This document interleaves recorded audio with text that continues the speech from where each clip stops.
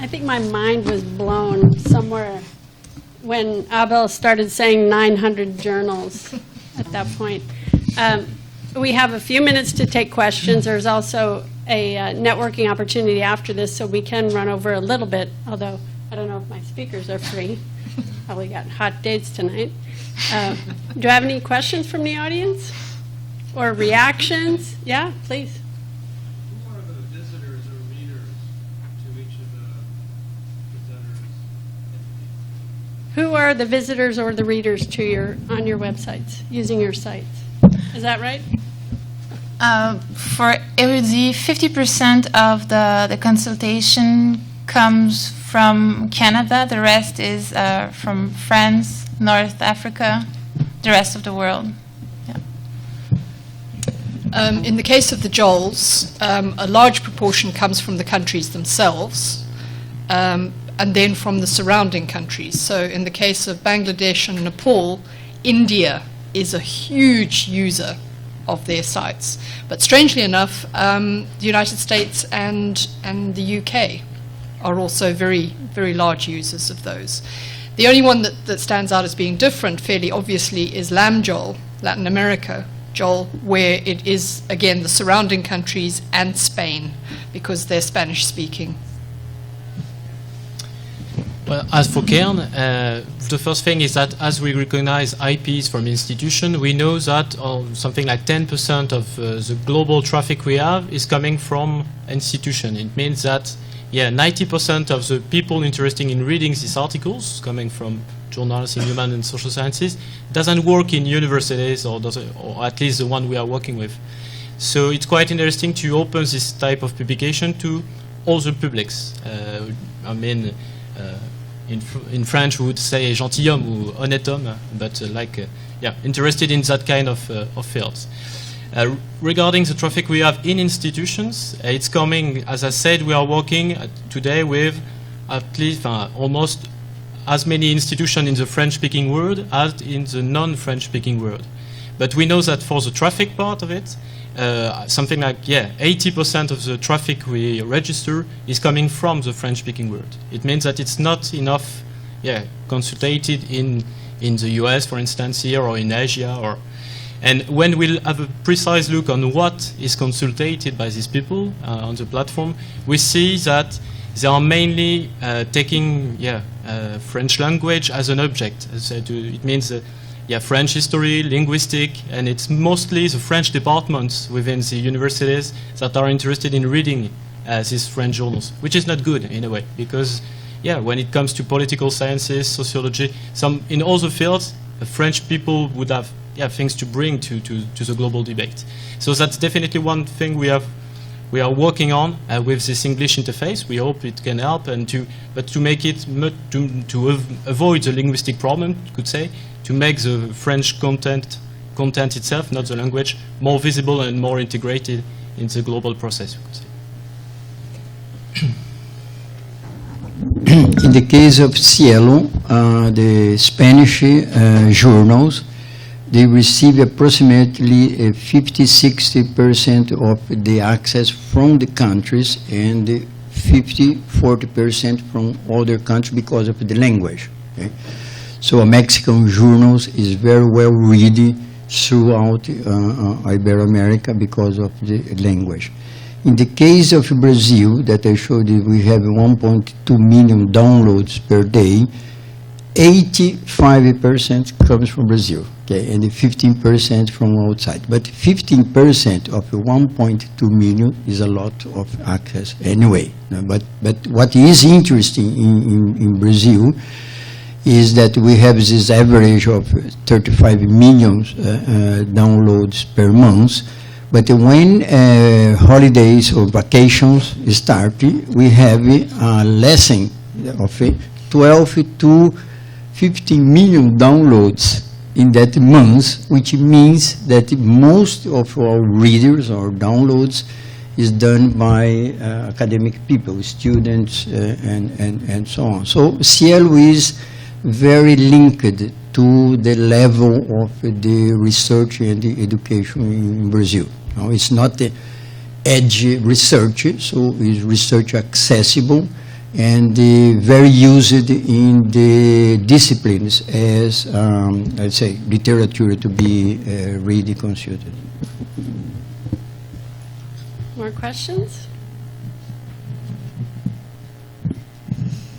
Well, one thing I wanted to find out about, one of the reasons I know these products is because we're all roughly the same age. Project Muse is 18-year-old cranky teenager at this point.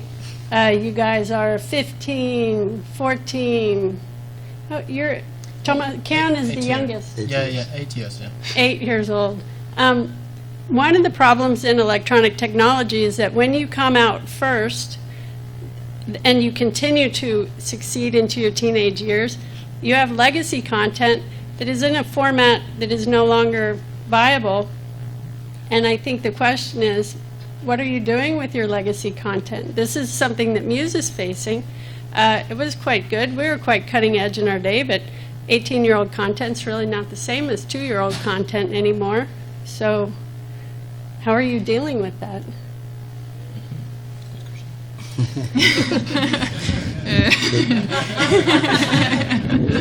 No, that is a real problem. No? In the case of Cielo, when we started, there was no XML. So we had many technical problems. I remember I spent nights without sleeping trying to solve the problem. So we used by that time SGML DTD over the HTML DTD. So we consulted lists in that time, and we could not find any application using 2 DTDs simultaneously. But we decided to use that. So we transformed all the articles that we receive in PDF or others in HTML, and over HTML we did the markup using SGML. So we could do that because SGML you can define the symbols, the markup. So we have in Cielo until now 2 markups, the HTML and we are now moving 2 years from now to full HTML. We think we will finish in 2 or 3 years more, because with 900 journals, when you start changing, it takes incredible time to be. So we hope in 2015 all the countries are operating full XML. And the software, we always need to operate the old version and the new version. Yeah. Okay.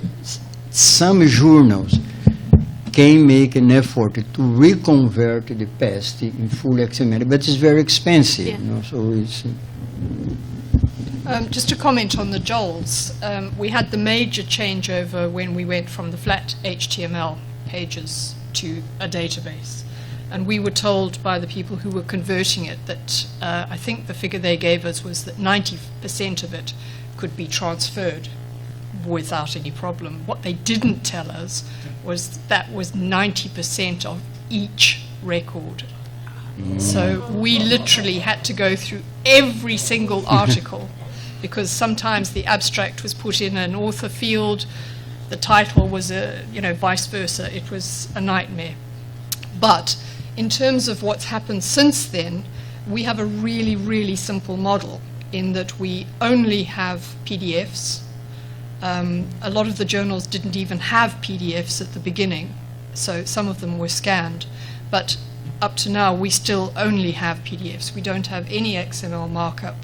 So it's really, really simple, and it means we're not constantly running to keep up with the next development. We've just stuck with that. And it seems to work okay at the moment. Maybe I can say that our problem is not linked to the XML or the files, because we started to publish and to do XML at the first very time. beginning. Yeah. But our problem is that we build in-house all the infrastructure, the technological development and so on. And we realize that it's not possible anymore because there's a lot of solutions already made now. But by thinking of our fourth generation of platform, it is sort of a puzzle to to take that big infrastructure and to put it into something more manageable, flexible, like a CMS or something. So yeah, we are thinking hard about that right now. Yeah, and maybe to say a word, as for Cairn, as you said, we are the youngest initiative represented here, so we don't realize at the moment this problem, and we had the chance to begin with XML at the beginning. So yeah, until now this issue hasn't been so huge in the project. And for instance, we are thinking to launch before the end of the year to the EPUB format for the journal issues, for instance, and starting from an XML very well structured to an EPUB is not that an issue when you have the job done very precise and everything. And as I said, also we are focusing mainly on current issues and current publications, and so we can follow in a way the type of evolution integrated by the publishers we are working with, which is quite different from working on archives and starting from very hard formats and everything, and to have this question to know how to switch and how to finance this very huge operation. So yeah, more or less the idea is to evolve with the publishing industry But at I this think level. that's what we all thought we would do. Yeah. Right? We all thought, oh, we'll just keep up.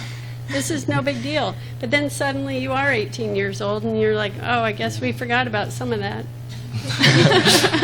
We'll see in 10 years. Yeah. Yeah, word to the wise. Any other questions? Comments? Feedback? Thank you very much. And thank you.